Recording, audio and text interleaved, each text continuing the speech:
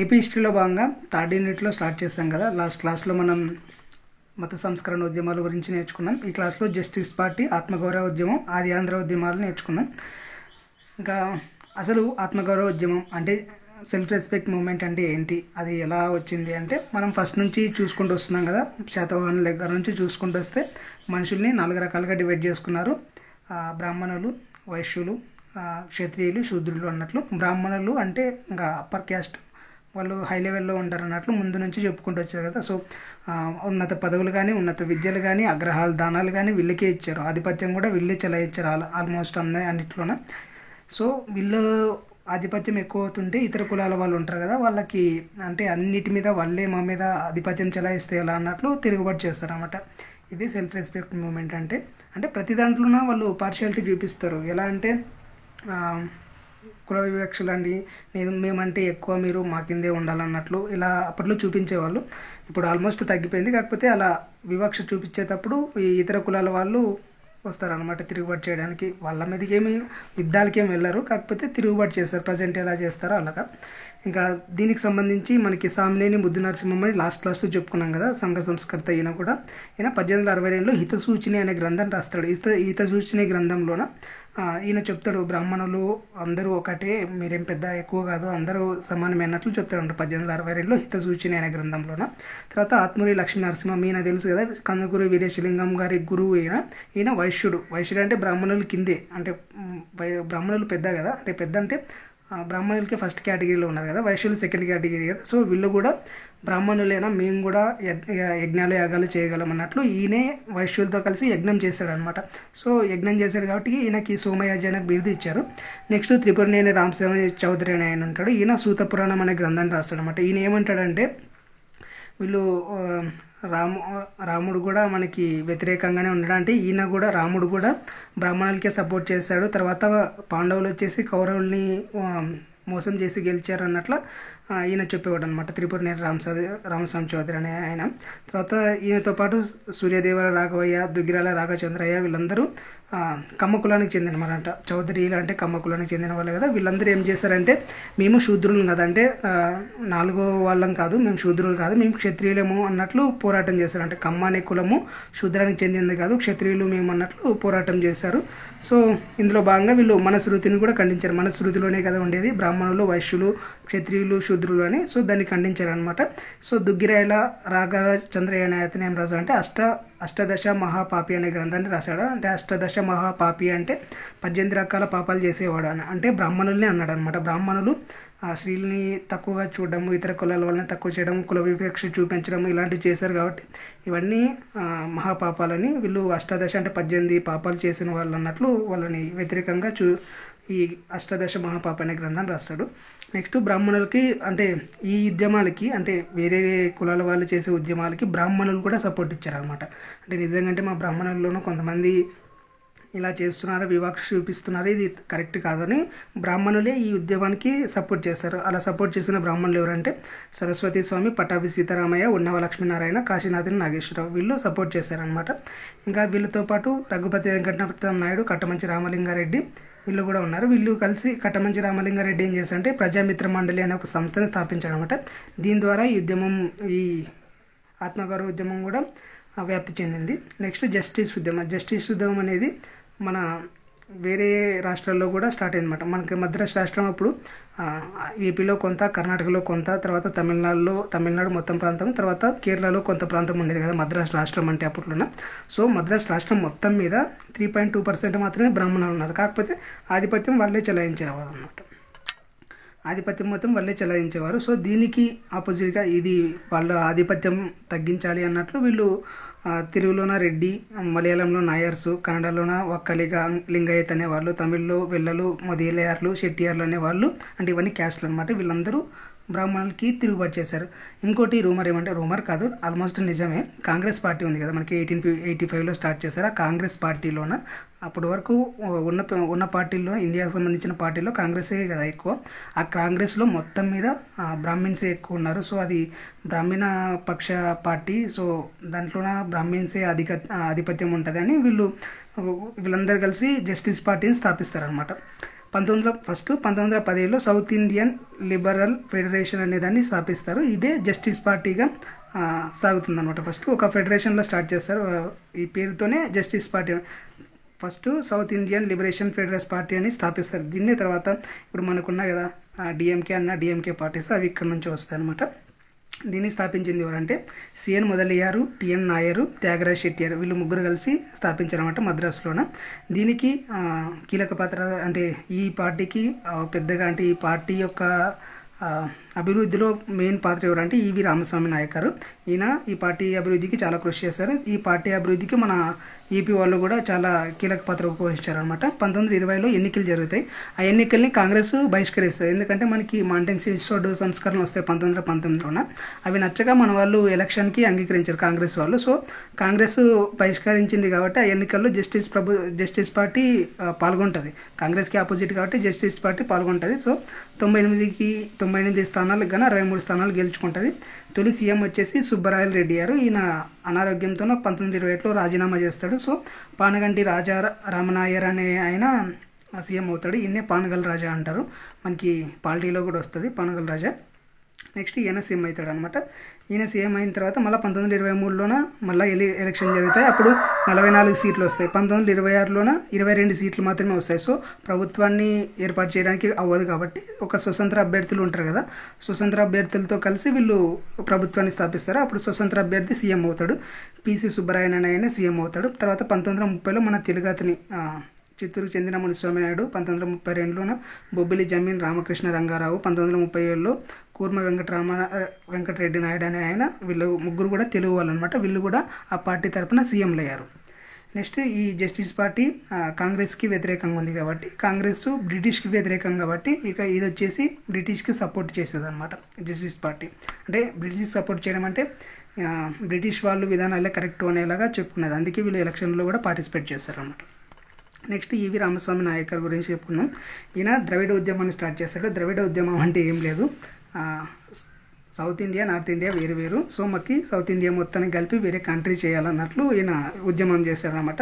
1921లోన ఈయన 1924 అనుకుంటా, 1924లో ఈయన కాంగ్రెస్ని వదిలేసి జస్టిస్ పార్టీలోకి వచ్చాడు. తర్వాత జస్టిస్ పార్టీకి కొన్నాళ్ళకి అధ్యక్షుడు అయ్యారు. ఈయనని పెరియార్ అని కూడా అంటారు అనమాట. 1920లో దళితుల హక్కుల కోసం ఆత్మగౌరవ ఉద్యమాన్ని స్టార్ట్ చేస్తాడు. ఇంకా దళితులు ఉంటారు కదా, అంటే ఎస్సీ ఎస్టీ కేటగిరీ వాళ్ళు, వీళ్ళకి దేవాలయ ప్రవేశం అంటే గుళ్ళోకి అనుమతించడము, బ్రాహ్మణులు లేకుండా వివాహాలు, ఇప్పుడు ప్రతి పెళ్లికి పంతులు ఉండాలి కదా, పంతులు లేకుండా వివాహాలు జరిపించాడు. తర్వాత కంబన్ రామాయణం అనేది ఒకటి ఉంటుంది. తమిళ్లోన రాసిన రామాయణాన్ని కంబన్ రామాయణం అంటారు. ఆ రామాయణంలోన ఏమన్నారంటే ఈ సౌత్ ఇండియన్స్ మనకి వ్యతిరేకంగా పోరాటం చేస్తున్నారు, అది ఇది అని చాలా ఉంటుంది దాంట్లో. సో కంబన్ రామాయణాన్ని తగలబెడతారు అనమాట. అంటే అంటిస్తారు, నిప్పు పెట్టి అంటిస్తారు. మనుస్మృతిని కూడా తగలబెడతారు అనమాట. మనుస్మృతిలోనే కదా ఉండేది బ్రాహ్మణులు, వైశ్యులు, శూద్రులోనే. సో దాన్ని కూడా తగలబెడతారు అనమాట. ఈయన 3 పత్రికలను స్టార్ట్ చేశారు. కుడియరసు, విడతలై, ఏకీతరువు అనే పత్రికలు స్టార్ట్ చేశాడు. ఇవన్నీ తమిళ పత్రికలు అంటే న్యూస్ పేపర్లు. బ్రాహ్మణులు, ఆర్యులు, హిందీ, వేదాలు, రాముడు ఇవన్నిటిని వ్యతిరేకించామట. బ్రాహ్మణులు అంటే వీళ్ళు బ్రాహ్మిన్స్ మనల్ని ఆధిపత్యం చెలాయిస్తున్నారు, వివక్ష చూపిస్తున్నారు అని. వీళ్ళు బ్రాహ్మణులు అసలు హిందువులే కాదు, వీళ్ళు ఆర్యులు, వేరే దేశానికి చెందిన వాళ్ళు, మన మీదకి వచ్చి ఆధిపత్యం చూపిస్తున్నారు. సో వీళ్ళంతా నార్త్ ఇండియా వాళ్ళు, మనకి సంబంధం లేదు అన్నట్లు చెప్పాడనమాట. హిందీ కూడా మన భాష కాదు, మనదంతా ద్రవిడియన్ లాంగ్వేజెస్, తెలుగు, తమిళ్, కన్నడ ఇవి మనవి, మనకి హిందీ సంబంధం లేదని. వేదాలు మన ఆంధ్ర వాళ్ళని కూడా నీచంగా చూపించాయి అనమాట. ఈ ఆటవిక తెగులు ఉంటాయి కదా, సౌత్ ఇండియాలో ఆటవిక తెగులందరినీ నీచంగా చూపించారు. సో వేదాలను కూడా అపోజ్ చేస్తారనమాట. రాముడు కూడా బ్రాహ్మిన్స్కే సపోర్ట్ అన్నట్లు రాముడిని కూడా అపోజ్ చేస్తారు. సో వీళ్ళందరూ ఈ బ్రాహ్మణుల్ని, ఆర్యుల్ని, హిందీని, వేదాలని, రాముడిని అపోజ్ చేస్తారనమాట. మాకు వద్దు వీళ్ళందరినీ అన్నట్లు ఈ ద్రవిడ ఉద్యమం వాళ్ళు అపోజ్ చేస్తారు. ఈయన ద్రవిడ నాడు అనే ప్రత్యేక దేశం కావాలి మాకు అన్నట్లు చెప్తాడు. ద్రవిడిస్తాన్ కావాలి మాకు, పాకిస్తాన్ అని అక్కడ మహమ్మద్ అలీ జిన్నా ఉంటాడు కదా, సో ఈయన కూడా మాకు ద్రవిడిస్తాన్ కావాలని అంటాడు. ఇంకా ఏమంటే ఈయన మహమ్మద్ అలీ జిన్నాకి సపోర్ట్ కూడా చేస్తాడు పాకిస్తాన్ కోసం. నెక్స్ట్ 1944లో జస్టిస్ పార్టీని ద్రవిడ కజగం అనే పార్టీగా చేంజ్ చేశారనమాట.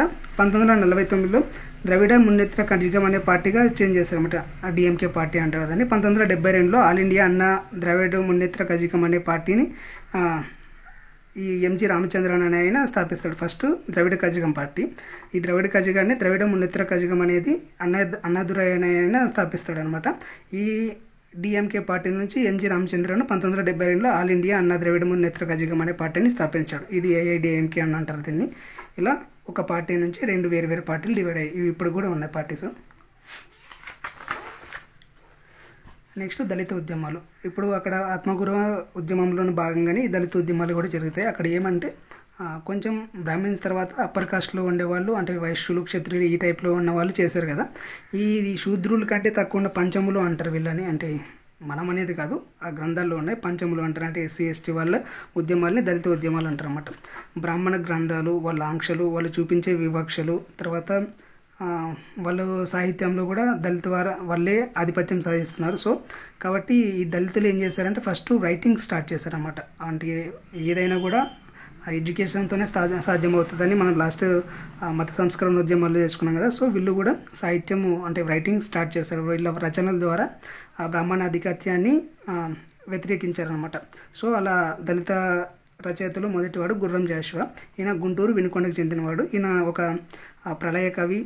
అంటే ఈయన ఏమన్నాడంటే అందరూ బ్రాహ్మిన్సే ఎక్కువ కవులు ఉన్నారు కదా, ఆ కవులకి ఎవరికి మా దళితుల గురించి పట్టట్లేదు అన్నట్లు ఈయన ఒక పదం అంటాడనమాట. ఒకడు ప్రళయ కవి, మరొకరు పాషాణ కవి అని అంటాడనమాట. అంటే ఎవరైనా కూడా వాళ్ళ గొప్పలు చెప్పుకునే వాళ్ళు, లేదంటే వాళ్ళకి సంబంధించి వాళ్ళు రాజులను పొగిడే వాళ్ళే కానీ మా దళితులను పట్టించుకునే కవి ఒక్కరు కూడా లేరు అన్నట్లు ఒకడు ప్రళయ కవి, మరొకరు పాషాణ కవి అనే వాటిని యూజ్ చేస్తాడు అనమాట. ఈయన 30 రచనలు రాస్తాడు. దాంట్లో గబ్బిలం అనేది ఇంపార్టెంట్. గబ్బిలం అనేది తంజావూరులో ఉండే ఒక దళితుడు పరమశివునికి చెప్పుకునే బాధ అనమాట. తర్వాత మేఘదూతం ఇన్స్పిరేషన్. మేఘదూతం రాసింది ఎవరు మనకి? కాళిదాసు. ఆ కాళిదాసు రాసిన మేఘదూతం ఇన్స్పిరేషన్తోన ఈ గబ్బిలం అనే దాన్ని రాస్తాడు.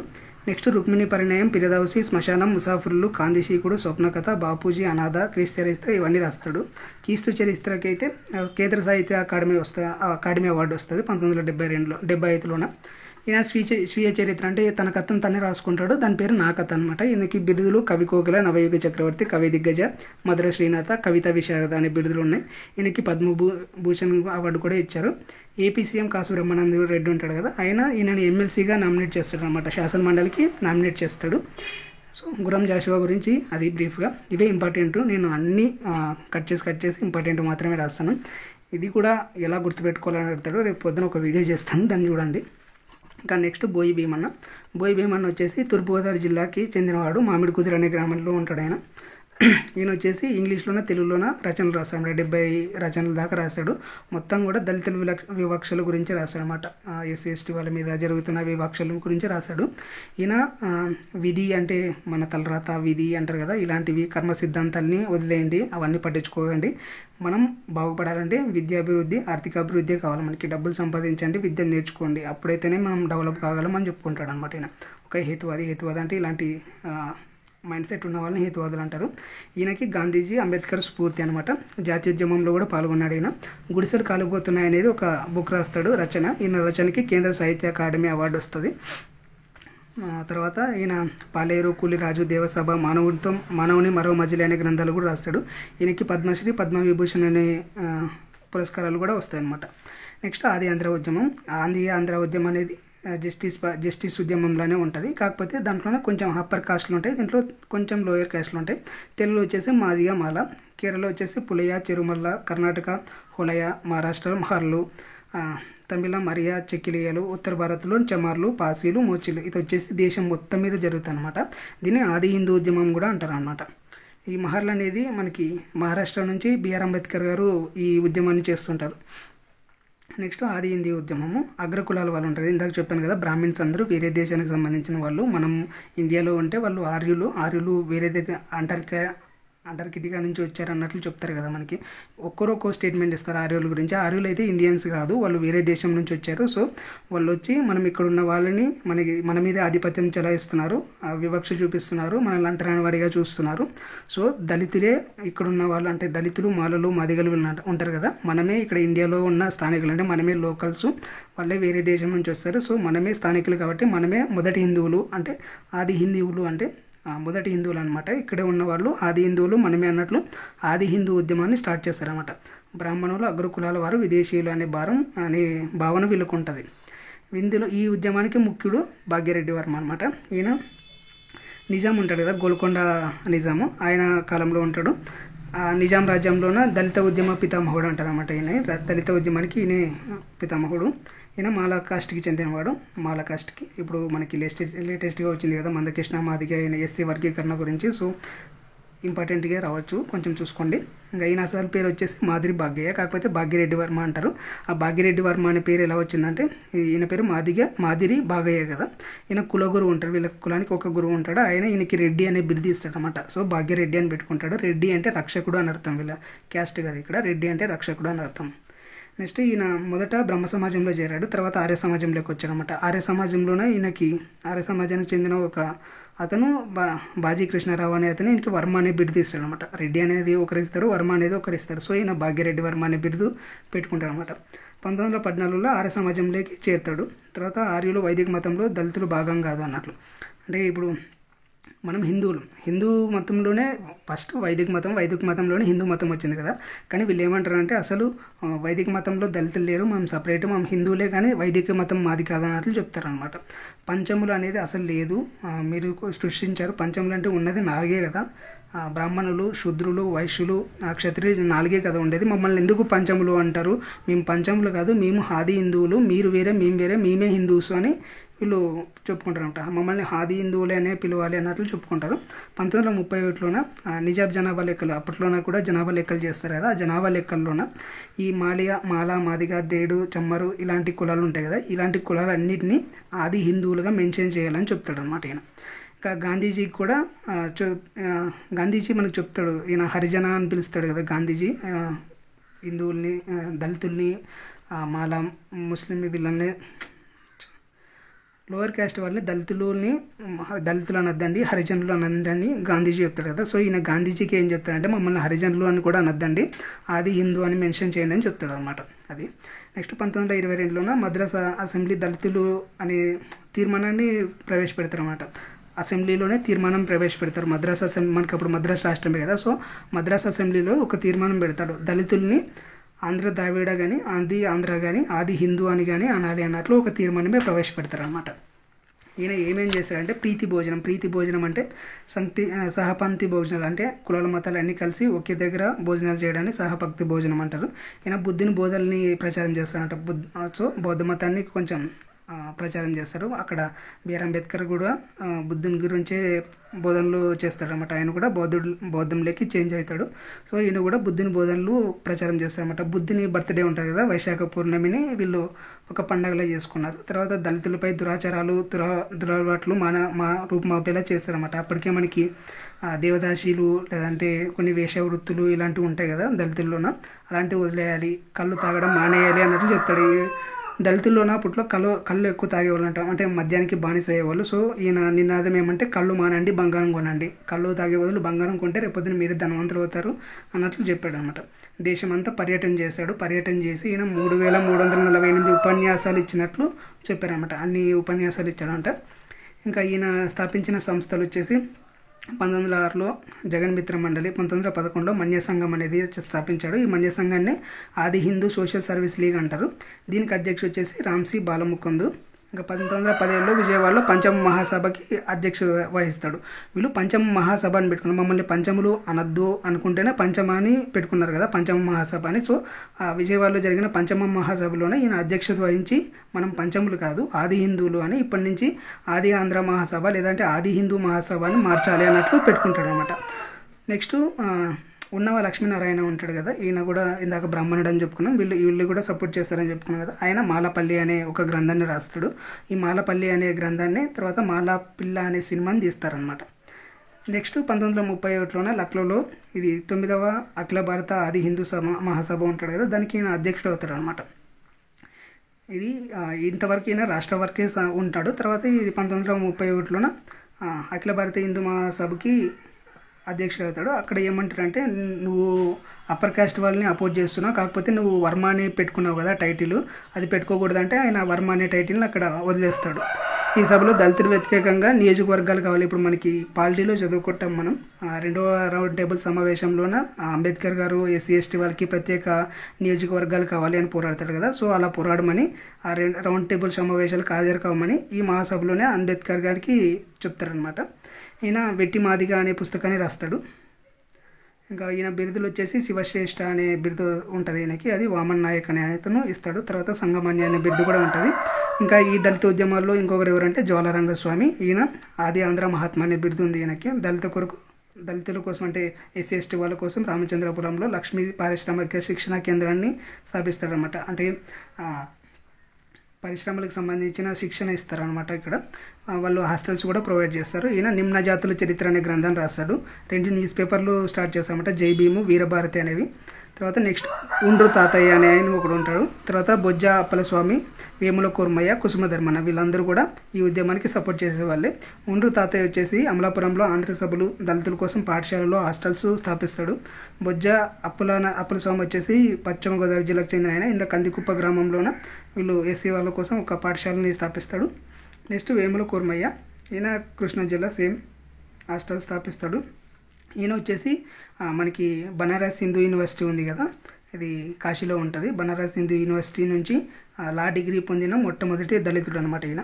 నెక్స్ట్ కుసుమధర్మన, ఈయన హరిజన శతకాన్ని రాస్తాడు. నిమ్న జాతి తరంగని, అంటరాని వాళ్ళం అనే రచనలు రాస్తాడు. ఈయనకు 1921లో మా కొద్దీ నల్ల దొరతనం అనే దాన్ని ఏమంటారు గేయం రాస్తాడు. మనకి ముందే గరిమెల్ల సత్యనారాయణ అనే ఆయన మా కొద్దీ తెల్ల దొరతనం అనే గేయనే రాస్తాడు కదా, అది ఫేమస్. అది దానికి పీరియడ్కి ఈయన 1921లో మా కొద్దీ నల్ల దొరతనం అనే గ్రంథాన్ని రాస్తాడు అనమాట, గేయనే రాస్తాడు సాంగ్ అది. నెక్స్ట్ కంటిన్యూ చేద్దామా, క్లాస్ పెద్దగా అవుతుందేమో. ఓకే, జమీందారీ వ్యతిరేక ఉద్యమాలు, ఇవి కిసాన్ ఉద్యమాలు అని కూడా అంటారు.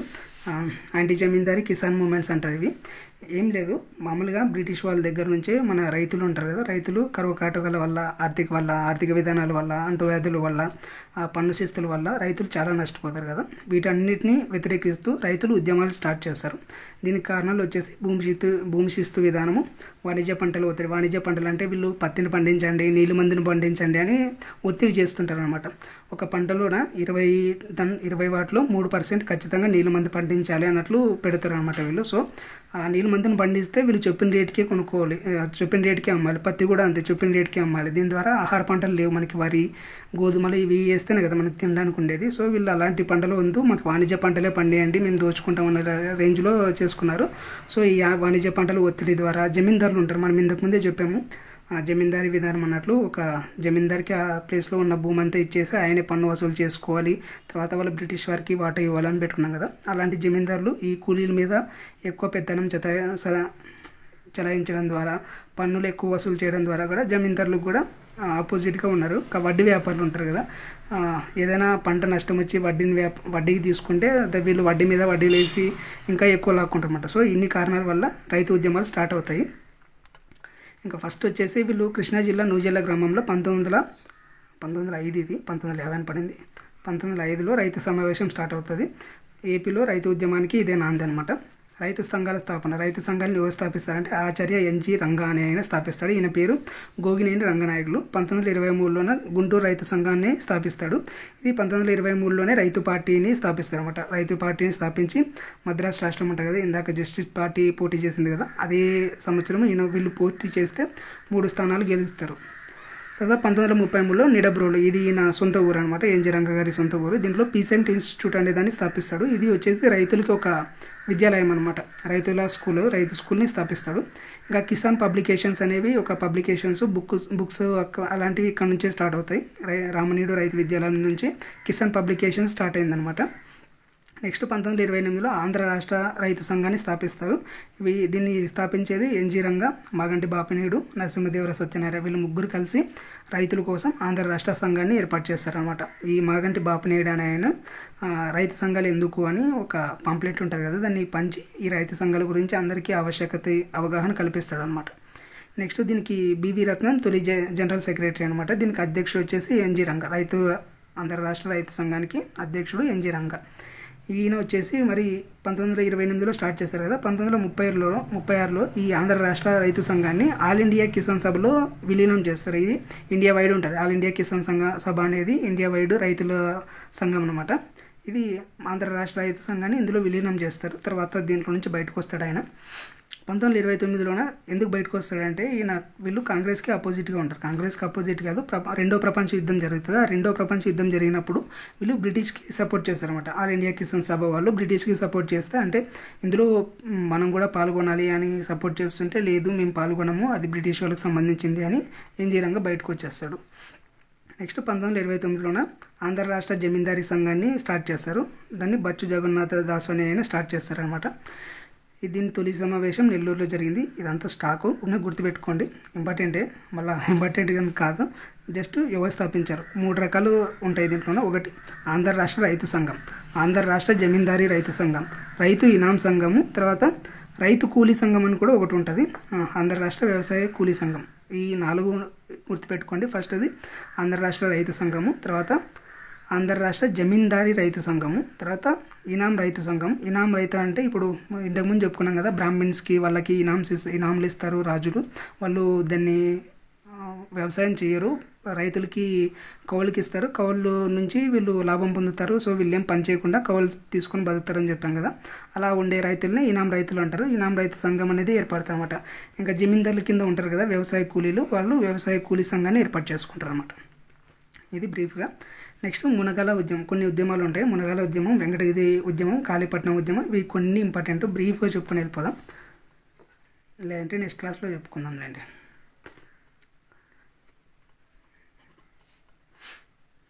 ఊరికి స్పీడ్గా చెప్తే అర్థం కాదు, నెక్స్ట్ క్లాస్లో చెప్తున్నాను. Thank you for watching. వద్దులేండి, మళ్ళీ నెక్స్ట్ క్లాస్ అంటే కష్టమైపోతుంది మనకి, సిలబస్ కూడా తొందరగా కంప్లీట్ కావాలి. సో లెంత్ అయినా కూడా చెప్పుకుందాం. చూసేవాళ్ళు ఎలాగో ఇప్పటికీ చూడని వాళ్ళు ఇప్పటికి స్కిప్ చేసి ఉంటారు, చూసేవాళ్ళు చూస్తారు కాబట్టి చెప్తాం. మునగాల ఉద్యమం. మునగాల అనేది ప్రజెంట్ తెలంగాణలో ఉంది, కాకపోతే ఇది ఒకప్పుడు కృష్ణా జిల్లా, కృష్ణా జిల్లా అనేది మనకి ఏపీలోనే ఉంది అనమాట. కృష్ణా జిల్లాలో ఉండేది మునగాల అనేది. ఇది వచ్చేసి 1900 నుంచి 1948 వరకు నాయని వెంకట్రావు అనే ఆయన జమీందారుగా ఉండేవాడు అనమాట. ఈయన జమీందారుగా ఉన్న టైంలోన ఈయన స్వాతంత్ర ఉద్యమంలో కూడా పాల్గొన్నాడు. ఈయన మచిలీపట్నం నోబెల్ కాలేజీలో చదువుకున్నాడు. ఆ నోబెల్ కాలేజీకి రఘుపతి వెంకటరత్నం గారు పనిచేసేవారు ఆ నోబెల్ కాలేజీలో. సో ఈయన మీద రఘుపతి వెంకటరత్నం గారి ప్రభావం కూడా ఉంది. ఈయన నిన్న చెప్పుకున్నాం కదా, గ్రంథాలయోద్యమ పితామహుడు అని, తెలంగాణ గ్రంథాలయోద్యమ పితామహుడు. కుమ్మరాజు వెంకట లక్ష్మణరావు దివాన్గా పనిచేస్తారు ఈయన దగ్గర. కుమ్మరాజు వెంకట లక్ష్మణరావు గారు ఈయన దగ్గర దివాన్గా పనిచేస్తాడు అనమాట. ఈయన ఏర్పాటు చేస్తాడు కదా శ్రీకృష్ణదేవరాయాంధ్ర భాషా నిలయము, రాజరాజ నరేంద్ర భాషా నిలయం అనేవి స్టార్ట్ చేస్తారు కదా, వాటికి ఈయన స్థాపించిన విజ్ఞాన చంద్రికా మండలికి ఈయనే ఆర్థిక సహాయం చేస్తాడు అనమాట. తర్వాత ఆదిపూడి సోమనాథరావు అనే ఆయన శ్రీకృష్ణదేవరాయ చరిత్ర అనే గ్రంథాన్ని రాసి ఇతనికి అంకితం ఇస్తాడు. నెక్స్ట్ గొల్లపూడి సీతారామ శాస్త్రికి కూడా సహాయం చేస్తాడనమాట. తెలుగు వేదాలు అనే దాన్ని రాసి దాన్ని ప్రింట్ చేయడానికి ఈయన హెల్ప్ చేస్తాడు అమౌంట్ ఇచ్చి. నెక్స్ట్ చిలకమర్తి లక్ష్మీ నరసింహం గారు కూడా ఒక గ్రంథాన్ని రచించడానికి హెల్ప్ చేస్తాడు. తర్వాత ఆచంట లక్ష్మీపతి అనే ఆయనకి వైద్య పరిశోధనలోన ఆర్థిక సాయం చేస్తాడు. మచిలీపట్నంలో జాతీయ కళాశాల, గుంటూరులో శారదానికేతన్ అనే ఒక విద్యా సంస్థకు కూడా ఆర్థిక సాయం చేస్తాడు అనమాట. ఇవన్నీ ఆర్థిక సహాయాలు చేసిన, దేశ ఉద్యమంలో పాల్గొన్న ఈయన మాత్రం రైతుల పట్ల కొంచెం కిరాతకంగా ఉండేవాడు అనమాట. పన్ను వసూలు చేయడము, తర్వాత వాళ్ళని హింసించడము, ఇలాంటివి చేసేవాడు అనమాట. అంటే పన్ను సకాలంలో కట్టకపోతే హింసించడము, రౌడీలను పెట్టి కొట్టించడం, ఇలాంటివి చేసేవాడు. సో ఈయన ఇలాంటివి చేస్తుంటే ఈయన సపోర్ట్ చేసిన అయ్యదేవర కాళేశ్వరరావు కూడా అపోజ్ చేస్తాడనమాట, ఇలా చేయడం తప్పు అన్నట్లు చెప్తాడు. 1930లోనే ఈయనకి ఆపోజిట్గా మునగాల జమీన్ రైతు సంఘం అనేది ఏర్పడుతుంది. దీన్ని ఇమ్మడి పాపయ్య అనే అతను స్టార్ట్ చేస్తాడు. ఇతనికి సపోర్ట్గా కోదండ వెంకటరావు నరసింహారావు, వెలిదండ్ల రంగారావు, కొండపల్లి రామచంద్రరావు ఉంటారు. దీని తొలి సమావేశం 1930 మునగాల్లోనే జరిగింది. తర్వాత ఈయనకు ఆపోజిట్గానే నడిగూడెం సత్యాగ్రహం అనేది స్టార్ట్ చేస్తారు. దీన్ని ఇమ్మడి పాపయ్య అనే ఆయన స్టార్ట్ చేస్తారు, నడిగూడెం సత్యాగ్రహం అని. ఈయన అరచకాలు ఎక్కువ అవుతున్నాయని. సో ఈయన ఏం చేస్తారంటే, నాయని వెంకట్రావు ఈయన జమీందారు, ఇమ్మడి పాపయ్యకు ఉన్న పొలాలన్నీ స్వాధీనం చేసుకుంటాడు అనమాట. సో ఈయన ఇమ్మడి పాపయ్య ఇంకా ఎక్కువ పోరాటం చేస్తాడు. ఈ పోరాటంలోని భాగంగానే జూన్ 11, 1931 మునగాల దినం అనే పిలుపునిస్తారన్నమాట ఈయనకి నిరసనగా. సో ఈయనకి సపోర్ట్గా మళ్ళీ నవశక్తి, వాహిని, జమీన్ రైతు అనే పత్రికలు కూడా ఈయనకి సపోర్ట్ చేస్తాయి. ఆఖరికి ప్రకాశం పంతులు ఉంటాడు కదా, ఈయన అప్పట్లోన రెవెన్యూ మినిస్టర్, ఇంకా ఎన్జీ రంగా గారితో కలిసి ఈ మునగాల పర్యటనకు వస్తాడు. 1932లోన వెంకటరామనాయుడు అనే ఆయన ఈ జమీన్ రైతు అనే పత్రికను స్థాపించింది వెంకటరామనాయుడు. ఈయన కొన్ని వ్యాసాలు రాస్తాడు ఈ మునిగాల జమీందారికి వ్యతిరేకంగా. సో ఇవన్నీ ఒత్తిడి ఎక్కువయ్యేపాటికి ఈ ఇమ్మడి పాపయ్య భూములు స్వాధీనం చేస్తున్నాడు కదా, వాటిని తిరిగి ఇచ్చేస్తాడు. కాకపోతే రైతు సంఘాలు అయితే ఇంకా ధర్నాలు చేస్తూనే ఉంటాయి. ఎందుకంటే ఈయన భూములు తిరిగి ఇచ్చేస్తాడు కానీ పన్నులు అవి అలాగే సాగుతుంటాయి అనమాట. 1938లో కలవకోవు అనే గ్రామంలోన వ్యవసాయ కూలీలు ఉంటారు కదా, వాళ్ళు సమ్మె చేస్తారు అనమాట. ఈ పనుల్ని బహిష్కరిస్తారు, మేము పని చేయం నీ దగ్గర అన్నట్లు బహిష్కరిస్తారు అనమాట. సో వీళ్ళకి కమ్యూనిస్టులు ఉంటారు కదా, కమ్యూనిస్టులు కూడా మద్దతు ఇస్తారు. కమ్యూనిస్టులో నండూరి ప్రసాదరావు ఇంపార్టెంట్ ఈయన వీళ్ళకి సపోర్ట్ చేస్తాడు. ఇంకా జమీందారు రైతులకి గొడవలు స్టార్ట్ అయ్యే టైంలోన కొంతమంది మధ్యవర్తులు వచ్చేసి వీళ్ళకి సంధి చేస్తారన్నమాట. సంధి అంటే మరి యుద్ధంలో సంధి కాదు, ఒక మధ్యవర్తిత్వం చేస్తారు కదా, ప్రజెంట్ ఎవరికైనా నెగోషియేషన్ చేస్తారంటారు కదా, అలా గొట్టిపాటి బ్రహ్మయ్య అనే ఆయన చేస్తాడు. ఈ గొట్టిపాటి బ్రహ్మయ్య అనే ఆయన జమీందారులకి రైతులకి మధ్యన నెగోషియేషన్ చేస్తారన్నమాట. ఈయన ఆంధ్ర రాష్ట్ర కాంగ్రెస్ కమిటీ కార్యదర్శి. 1939లోన బ్రహ్మయ్య అవార్డు అనే ఒప్పందం చేసుకుంటారు. బ్రహ్మయ్య అవార్డు ఒప్పందం ప్రకారం ఏం చేస్తారంటే పన్నులు తక్కువ చేయాలి, తర్వాత నీటిపారుదల వసతులు కల్పించాలి, ఆయన దౌర్జన్యాలు తగ్గించాలి, ఇలా కొన్ని కండిషన్స్ ఉంటాయి. ఈ కండిషన్స్తో సంతకాలు పెడతారనమాట. 15 జనవరి 1939 జమీందార్ తరపున కుమార్ రాజా, రామకృష్ణారెడ్డి అనేవాళ్ళు, రైతుల తరపున కోదాటి వెంకట్రావు, నండూరి ప్రసాదరావు, వెల్దండ్ల రంగారావు అనేవాళ్ళు సంతకాలు పెడతారు. కాకపోతే వీటిని అమలు పట్టించుకోరు ఈయన జమీందారు అమలు చేయడు అవన్నీ. సో మళ్ళీ ఉద్యమాలు చేస్తారు. అప్పుడు ఈ ప్రకాశం పంతులు సీఎంతో కలిసి వచ్చి కాసు బ్రహ్మానంద రెడ్డితో కలిసి వచ్చి మీరు ఉద్యమాన్ని స్టాప్ చేయాలంటే ఉద్యమాన్ని స్టాప్ చేస్తారు. తర్వాత ఎవరు పట్టించుకోరు ఇంకా వాటిని. నెక్స్ట్ వెంకటగిరి ఉద్యమం. వెంకటగిరి ఉద్యమం అనేది ఇది కూడా రైతు ఉద్యమమే. ఇవన్నీ వచ్చేసి రైతు ఉద్యమాలే. వెంకటగిరి అనేది నెల్లూరులో ఉంది. నెల్లూరులో ఉన్న 730 గ్రామాలు కలిసి వెంకటగిరి జమీందార్ కింద ఉంటాయన్నమాట. ఈయన పేరు తెలియదు, కాకపోతే కుమార్ రాజా, జమీందార్ రాజా అనేవి అంటారు వీళ్ళు. పేర్లు అనేవి ఎవరికి తెలియదు, పేర్లు కూడా అవసరం లేదు. మద్రాసు జమీందారుల సంఘానికి అధ్యక్షుడు అనమాట. ఎవరు? వెంకటగిరి జమీందారు. ఇది ఒక్కటి గుర్తుపెట్టుకొని ఈయన శాసనసభ్యుడు అంటే ఎమ్మెల్యే. ఆ కాలంలోన ప్రజలపైన పనులు ఎక్కువ చేస్తాడు. ఈయన మేజర్ ఇష్యూ ఎక్కడ వస్తుందంటే పశువులు ఉంటాయి కదా, పశువుల్ని ఈయన ప్లేస్లో మేపుకోకూడదు, అడవిలో కూడా మేపుకోకూడదు, పశువులు మేపుకుంటే నాకు పుల్లారి పన్ను కట్టాలి అన్నట్లు వేస్తాడనమాట. పంట పండినా పండకపోయినా నాకు శిస్తు కట్టాలి అని కొంచెం కఠినంగా ఉంటాడు. సో ఈయన మీద కూడా తిరుగుబాటు చేస్తారు. 1929లో నెల్లూరు జమీన్ రైతు సంఘాన్ని ఏర్పాటు చేసి తిరుగుబాటు చేస్తారు. ఈ నెల్లూరు జమీన్ రైతు సంఘాన్ని దొల్లి రామిరెడ్డి, దువ్వని రామకృష్ణారెడ్డి, నెల్లూరు వెంకటరమణాయుడు ఈయన జమీన్ రైతు పత్రిక స్థాపిస్తాడు కదా, వీళ్ళు ముగ్గురు కలిసి జమీన్ రైతు సంఘాన్ని ఏర్పాటు చేస్తారు. ఈ నెల్లూరు వెంకటరామనాయుడే దీనికి సెక్రటరీ అనమాట. 1930లోనే జమీన్ రైతు పత్రికని స్టార్ట్ చేస్తాడు. ఇంకా మా కొద్ది జమీందారుల పొందు అనే గేయాన్ని కూడా రాస్తాడు. జస్టిస్ పార్టీని చంపాలి అన్నట్టు. ఈయన జస్టిస్ పార్టీకి వ్యతిరేకం అనమాట. జస్టిస్ పార్టీకి వ్యతిరేకం ఎందుకంటే ఈ జమీందారులకి జస్టిస్ పార్టీ సపోర్ట్ చేస్తుంది. సో జస్టిస్ పార్టీకి ఈయన వ్యతిరేకం. ఈ జస్టిస్ పార్టీని కాంగ్రెస్ పార్టీ ఓడిస్తుంది కదా మనకి 1930లోన. సో అప్పుడు జస్టిస్ పార్టీని చంపాలి అన్నట్లు అంటే గేయాలు ఒక పాటలు రాస్తాడు అనమాట ఈయన. నెక్స్ట్ దారి డొంకలు లేని ఊళ్ళని అనే పాట కూడా ఉంటుంది. ఇది ఒక సినిమాలో ఉంటుంది అనమాట. రైతు బిడ్డ అనే సినిమా తీస్తారు. 1940లోన రైతు కష్టాల గురించి రైతు బిడ్డ అనే సినిమాని తీస్తారు. దానిలో ఈయన దారి డొంకలు లేని ఊళ్ళని అనే పాటను రాస్తాడు. ఆ పాటని ఈ సినిమాలో ఉన్నందుకు ఈ వెంకటగిరి జమీందార్ ఏం చేస్తాడంటే ఈ సినిమా ప్రదర్శిస్తున్న ఒక థియేటర్ని తగిలేస్తాడు అనమాట, అంటే అంటబెడతాడు. ఇంకా 1933 మార్చి 20న పాలెంకోట రైతు ఉద్యమం స్టార్ట్ అవుతుంది. ఇందులో పెట్లూరి గోవిందరెడ్డి వీళ్ళు ఉంటారు. ఇందులో వచ్చేసి యాకశిరి చెల్లవ్వ అనే మహిళ ఉంటుంది. ఈ పాలెంకోట రైతు ఉద్యమంను వీళ్ళు ఏర్పాటు చేస్తారు, అంటే వీళ్ళు స్టార్ట్ చేస్తారు. సో వీళ్ళ మీదకి ఏం చేస్తారంటే వీళ్ళు ఇంకా ఉద్యమాన్ని ఇంకా ఉధృతం చేస్తాడు. పట్టాభి సీతారామయ్య వీళ్ళకి హెల్ప్ చేస్తాడు. పట్టాభి సీతారామయ్య గాంధీజీకి ఫాలోవర్ కదా, గాంధీజీ దగ్గరికి వెళ్ళి ఆయన డిసెంబర్ 30న గాంధీజీకి చెప్తాడు అనమాట, మీరు ఈ సత్యాగ్రహానికి ఎలాగైనా సాయం చేయాలి, ఎలాగో జస్టిస్ పార్టీ కదా, జస్టిస్ పార్టీ కాంగ్రెస్ పార్టీకి ఆపోజిట్ కదా, గాంధీజీ కాంగ్రెస్ పార్టీ కాబట్టి ఈ రైతులకి హెల్ప్గా వస్తాడు అనమాట. సో గాంధీజీ కూడా సందర్శించి సత్యాగ్రహం చేయాలని రైతులు సూచిస్తారు. సో గాంధీజీ రావాలని అనుకుంటాడు, కాకపోతే రాడు, ఆయన సపోర్ట్ అయితే ఉంటుంది.